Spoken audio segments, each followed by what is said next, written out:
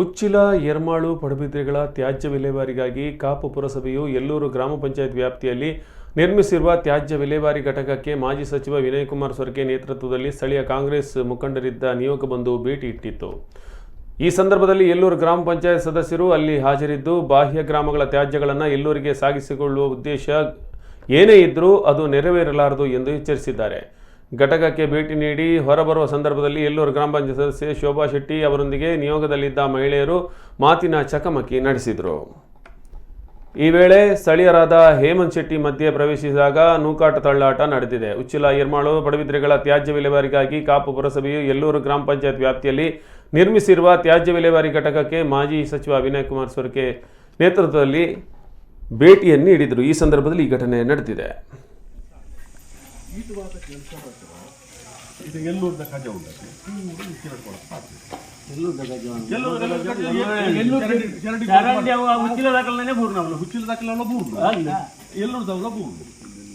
ಅದಕ್ಕೋಸ್ಕರ ఇది ఎల్లో గాడి నాకు బాధ్యత జనకు బాధ్యత కదా ఇట్లా ముందు రస్తా బరికి కూడా తప్పు తోచి అన్న పాడనకి అలా ఉంటావు నాకు లేరా మాతా పంచాయతీలో గాడి మళ్ళీ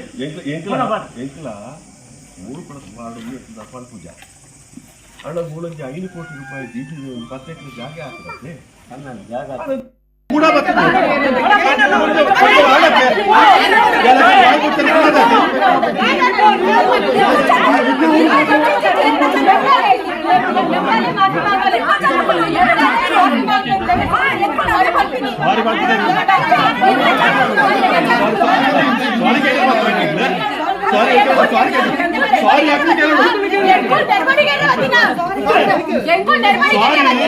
ಸಾರಿ ಪಂಚಾಯತ್